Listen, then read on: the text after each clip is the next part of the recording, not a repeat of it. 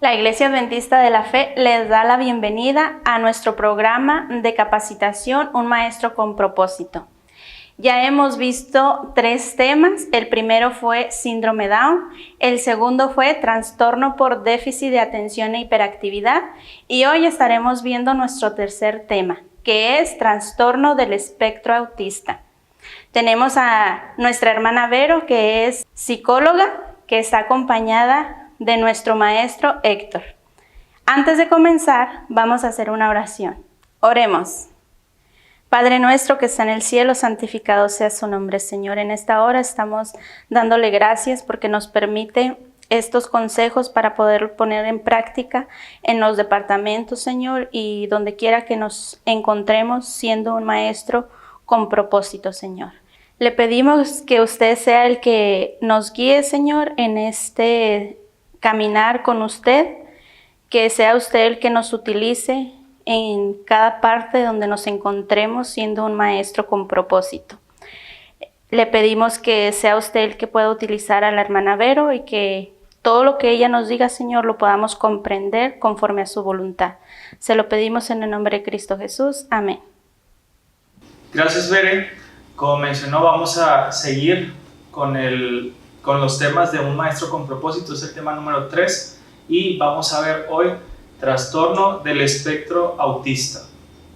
Hermana, primero pues vamos a ver como que términos y condiciones como que generales del trastorno y luego al final vamos a ver cómo nosotros como maestros podemos ayudar al niño. Entonces, primero, ¿qué es o cuál es la definición del trastorno del espectro autista? Muy bien. Es una afección del neurodesarrollo y esto va a afectar el comportamiento, la forma como interactúa el niño, así también cómo se comunica. Y esta definición que estamos ahorita manejando es muy importante recalcar que va a haber en este tipo de espectro autista una disfunción intelectual y de lenguaje verbal importante. Vamos a, siendo muy específicos, vamos a ver estas características presentes en el espectro autista. Ok, y ahorita menciona eso y se me hace extraña la palabra. ¿A qué se refiere o qué significa la palabra espectro? ¿Por qué le decimos así? Sí, se oye rara la palabra, ¿verdad? El espectro quiere decir que cada niño con este tipo de trastorno es muy diferente a otro niño. La sintomatología de cada caso varía mucho de un niño a otro. Y esto es algo muy importante. No vamos a ver en 5 niños que tengan este mismo trastorno una sintomatología igual. Okay. Vamos a ver muchas diferencias. Hay mucha variedad ahí. Okay. Entonces, hablando ya un poco de que varía de niño a niño, ¿qué tan limitantes pueden llegar a ser los síntomas para un niño con autismo? Sí, como estamos platicando, estos niños ven, sienten y exploran de manera diferente el mundo. Okay. Es muy diferente para ellos. Y lo primero que quiero decirles es que cuando nos referimos a este trastorno, no debemos decir que es una enfermedad. Okay. Debemos decir que es una condición. No usar el término enfermedad. ¿Y qué tan limitante puede ser? Bueno, la discapacidad intelectual en estos niños varía. En algunos es leve, en algunos es de leve a moderada.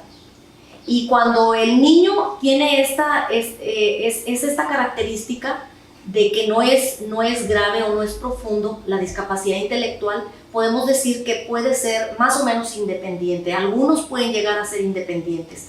Pueden ellos cocinar, pueden limpiar, pueden ordenar, pueden incluso tener un autoempleo, ¿sí? Algunos incluso se casan. Esto es porque su sintomatología y el nivel de discapacidad que tienen ellos intelectual no es tan fuerte. Okay. Pero cuando la discapacidad intelectual es fuerte o es grave, ahí nosotros sabemos que ellos van a necesitar un apoyo constante, permanente, durante toda su vida. Okay. avanzando. Dice que puede ayudar para la oportuna detección y diagnóstico de un niño con autismo. Sí, es muy importante que obviamente nosotros como maestros no vamos a hacer eso, ¿verdad? Nosotros no vamos a detectar este tipo de cosas, pero como conocimiento nos sirve saber que esta parte de la detección es muy importante, muy importante. ¿Por qué? Porque los primeros que se dan cuenta, o se supone que se deberían de dar cuenta que algo no está bien, son los padres. El primer filtro y más importante son los padres. Si ellos tienen, por ejemplo, esta información que nosotros estamos dando, unos papás que todavía digan, bueno, mi hijo está pequeño, pero este tema que estoy oyendo me sirve para yo darme cuenta si mi hijo tiene algunas de estas características. El que ellos observen al niño en estos primeros meses es muy importante. Por ejemplo, que el niño haga contacto visual con la madre, que estire sus brazos cuando ve a su mamá. Los niños desde meses pueden hacer eso, que sonría, que cuando entra su papá, aunque son muy pequeñitos, ellos voltean, lo ven al papá, se sonríen, que oyen su nombre y voltean. Esas son características muy, muy importantes que debemos observar en los niños tempranamente. Y obviamente los niños con el espectro autista no lo hacen. Entonces, por eso es importante que nosotros observemos. A los 12 meses, los niños exhiben muchas de estas características que ya dijimos y nos damos cuenta que a los 18 meses ya se puede diagnosticar este trastorno. Pero es un diagnóstico inicial. El diagnóstico final podemos decir que se puede hacer entre los 4 o 5 años de edad. ¿Por qué? Porque hay que ir observando, hay muchos cambios en ese proceso y hay que hacer una investigación precisa para poder determinar que el niño cumple con la sintomatología para tener este trastorno del espectro autista. Y una cosa muy importante es, mientras más temprano se detecte, el pronóstico del niño va a mejorar. Y obviamente vamos a poder darle una ayuda completa, correcta, para que con ese tratamiento que se le dé, ya que se diagnostique, el niño pueda mejorar y pueda avanzar y pueda superar muchas de los problemas que él va a estar presentando. Ok. Entonces, una vez sabiendo eso, me pregunto de que cuál es la incidencia, cada cuántos niños. Muy bien, se calcula que 1 de cada 160 niños tiene este trastorno. Y de 4 niños, una niña lo va a padecer. ¿Y algunas causas para esto? Las causas son múltiples, hay muchos factores, pero se reconoce lo genético y lo hereditario como lo más importante. Hay también causas ambientales ahí. Ok. ¿Cuáles son algunas características que presenta el niño con autismo? Muy bien. Estos niños, por ejemplo, pueden percibir estímulos o muy altos o muy bajos. ¿Qué quiere decir esto? Que pareciera que ante ciertos estímulos son hipersensibles. Okay. Por ejemplo, la luz, que para nosotros es normal, para ellos puede resultar enceguecedora. Okay. Ellos rápidamente van a tratar de cubrirse como si les lastimara, ¿verdad? Y algunos niños hasta se meten a closet, se encierran y obviamente para las demás personas se les hace raro eso, ¿verdad? Pero porque a ellos les molesta. A algunos otros la ropa, por ejemplo, para nosotros que puede ser rasposa o para alguien ni siquiera es rasposa, a ellos les puede lastimar. Así vamos a ver que para ellos es muy difícil procesar correctamente estos estímulos sensoriales, pero es parte de la sintomatología de estos trastornos. Otro, por ejemplo, pueden golpear o moverse constantemente. Ellos comúnmente van a balancearse, por ejemplo, este balanceo que hacen muchos niños que hemos observado en algunos programas, por ejemplo, que aletean. Algunos hacen este movimiento con las manos o mucho más fuerte, ¿verdad? Esos aleteos que hacen ellos, movimientos, comúnmente eso lo hacen para ellos sentirse seguros. Okay. Cuando se sienten con miedo o están recibiendo estímulos muy fuertes, ellos lo hacen para tranquilizarse. Okay. A primera vista pueden parecer ellos muy fríos porque tú ves que no tienen una reacción de sonrisa ni emocional, entonces ellos parecen muy distantes. Sin embargo, sabemos que esas emociones que ellos no expresan, ¿sí? No es porque ellos lo quieran hacer así, es parte del trastorno, ¿verdad? Entonces, vamos a observar problemas también de lenguaje, de comunicación verbal. Están muy afectados en este trastorno del espectro autista y no van a entender el sarcasmo, el doble sentido. Ellos son muy literales. No entienden cuando tú dices una frase, por ejemplo, si me quisieras te morirías. Ellos piensan, o sea, que estás diciendo que quieren que mueran, ¿verdad? O sea, o tengo que morirme para demostrar que te quiero. Y por ejemplo, si tú le dices feliz cumpleaños, para muchos es absurdo que tú les digas eso, porque dicen, ¿cómo lo estás felicitando si es más viejo? No es algo que haya que celebrarse. Así son ellos, no responden a su nombre cuando tú les hablas, con lo que ya habíamos dicho hace rato, no voltean, no sonríen, no mantienen la mirada a la persona, rechazan el contacto en general, no muestran ninguna intención para comunicarse.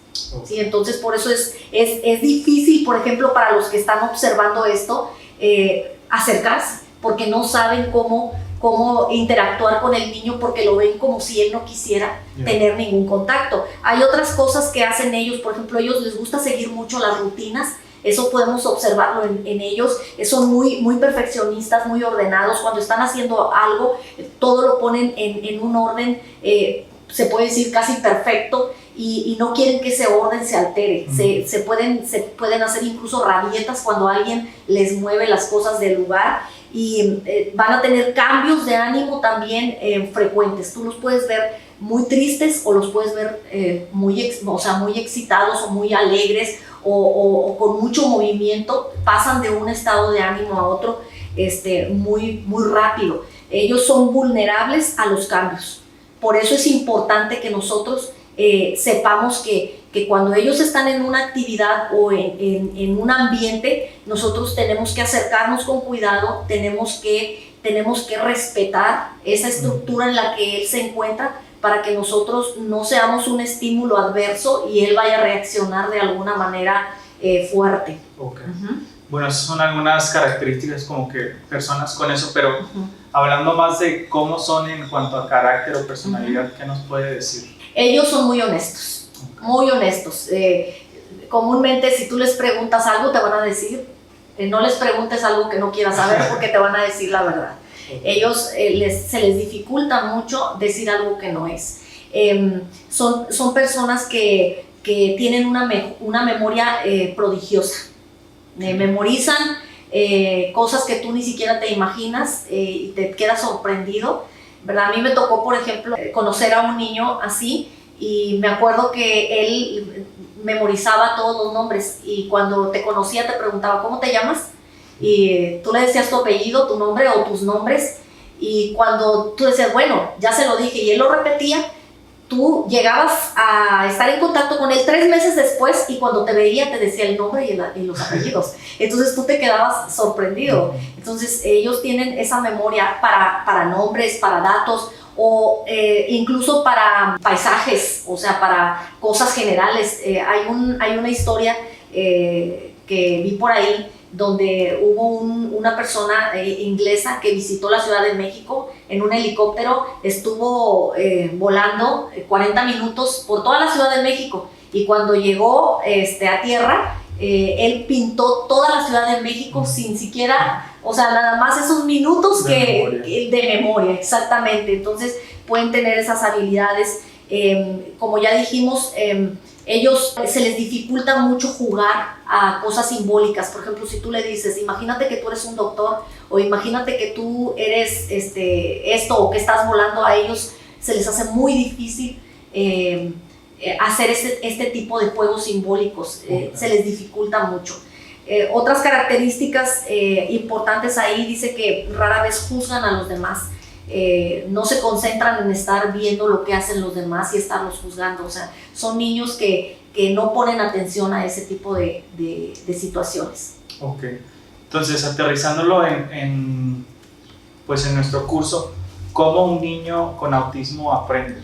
Ellos dependiendo de lo que haya desarrollado, de acuerdo a a la disfunción intelectual que tenga, va a aprender diferente, ¿verdad? Un niño que tenga una disfunción intelectual más fuerte, pues es obvio que su manera de aprendizaje va a ser mucho más lenta, va a ser un tanto más complicada, pero en general a ellos les gusta mucho la música, les gusta mucho la pintura, ¿sí? Por eso se usan mucho estos apoyos cuando ellos aprenden. Nosotros cuando estamos hablando con ellos tenemos que darles órdenes claras, sencillas, cortas, ¿verdad? No debemos alterar su orden o su ritual. Por ejemplo, cuando están en un ritual, los observamos. Están haciendo algo y nosotros queremos ir y decirle no lo hagas, o vamos y los tocamos. Nosotros tenemos que saber que ellos pueden reaccionar no muy agradable o no en una actitud muy social cuando tú tratas de interrumpir ese ritual. Debemos nosotros reforzar lo que ellos hacen bien. Cuando ellos están haciendo algo, decirles muy bien, observarlos, ser muy sensibles a lo que ellos están sintiendo. Hay gente que a veces tiene miedo y dice, está gritando, ¿qué hago? O sea, míralo, está gritando, está fuera de control. O sea, tú lo que tienes que hacer es estar tranquilo, tú tienes que dejar que pase esa rabieta o esa expresión que él está teniendo en ese momento y tienes que tranquilizarte y esperar que pase, ¿sí? No sentirte como que tienes que hacer algo. O sea, tienes que nada más estar tranquilo, esperar a que esa situación culmine. Entonces, para ir concluyendo, ¿qué podemos hacer nosotros como maestros en el departamento por si nos llega un niño con autismo? ¿Qué debemos hacer? Sí, bueno, aquí lo importante es que para ellos es muy difícil el contacto. Nosotros tenemos que no buscar el tocar, ¿verdad? Porque comúnmente en México y en general en Latinoamérica somos muy expresivos y nosotros tendemos a tocar, entonces ahí tenemos que saber que ellos, de hecho ellos guardan su distancia. Tú te das cuenta cómo ellos corporalmente, o sea, su lenguaje corporal te dice no te acerques, ¿verdad? Y entonces tenemos que respetar esa parte. Tenemos que no gritar, ¿verdad?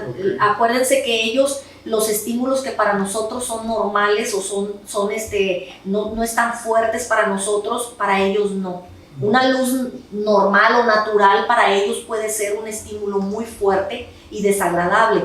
Entonces, debemos ser muy sensibles a esta parte también de no, digo, porque hay maestras que a veces sí abrazan a los niños, palmean a los niños, no incurrir en estas conductas con ellos. No debemos hablarles de forma condescendiente. Es como cuando tú le hablas a un niño así, le dices, ¿me estás oyendo? Hasta subes más la voz o haces como que quieres hacer como que el niño no ve bien, no oye bien. O sea, no debemos hacer ese tipo de cosas. Tenemos que hablar tranquila, normalmente, como lo haríamos con cualquier persona, ¿verdad? Porque ellos pueden percibir todo lo que nosotros, entender lo que nosotros les queremos decir.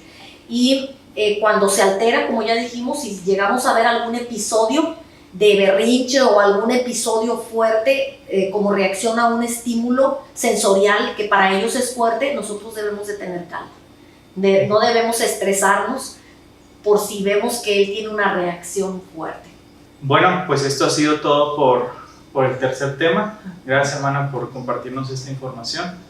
Y pues queremos recordarles que esta información no es para que ustedes se pongan la bata de doctor y diagnostiquen, sino que detecten y dirijan con las personas correspondientes. Vamos a terminar con una oración. Oremos. Querido Jesús, te damos gracias porque eres bueno con nosotros. Sabemos que pues en tus planes nunca estuvo que existieran todos estos trastornos del aprendizaje, trastornos neurológicos, pero ahorita por el pecado los hay. Sin embargo, tú nos muestras paciencia, nos muestras cariño y queremos pedirte que nosotros como maestros podamos extender esa gracia, esa paciencia y ese cariño hacia niños que tengan alguna dificultad para aprender o tengan alguno de los trastornos que hemos estado viendo en estos temas. Queremos pedirte que nos capacites para ser buenos expositores de tu amor y que los niños puedan crecer en ti, que puedan crecer en gracia y que puedan conocerte a través de nosotros. Nos ponemos en tus manos y en tu nombre oramos. Amén. Amén. Les damos las gracias por habernos acompañado el día de hoy con nuestro tercer tema de un maestro con propósito para nuestra capacitación. Si no han visto nuestros temas anteriores, les invitamos a que los busquen a través de nuestras redes sociales o en el canal de YouTube. Les invitamos que el próximo sábado nos sintonicen a las 5 de la tarde, donde estaremos viendo nuestro cuarto tema, que es Síndrome de Asperger. Bendiciones para todos.